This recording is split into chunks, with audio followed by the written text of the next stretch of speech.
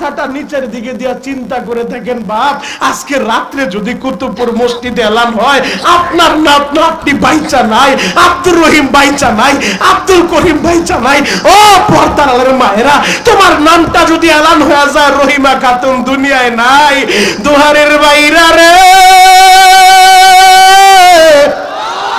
এই নামটা এলান হইতে দেরি, ভাই বেরাদার সবাই পার হয়ে যাবে।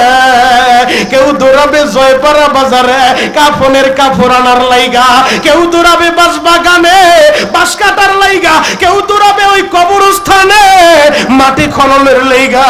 ও যুবক, তোমার ভাইও কবরে যাবে না, তোমার বাবাও কবরে যাবে না, তোমার বন্ধু তোমার সাথে যাবে না। ওই কবর তো অন্ধকারের ঘর, কিরা পোকামাকড়ের ঘর, সাপ বিচ্ছুর ঘর। কেমনে ওই কবরে একা থাকবা?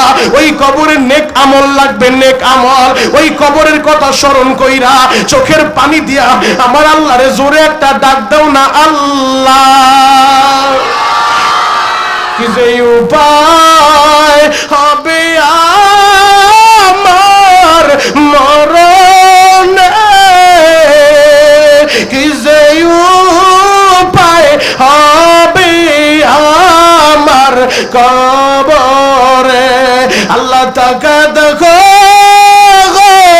এই দুহারের দিকে একটা বার তাকাও।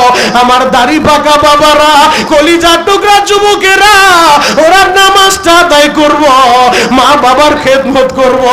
অনেক বাবাজি বৈশা বৈশা কান্দে, ও শরীয়তপুরি ভাই, আমার মাই তো বাইচা নাই, আমি কার খেদমত করব?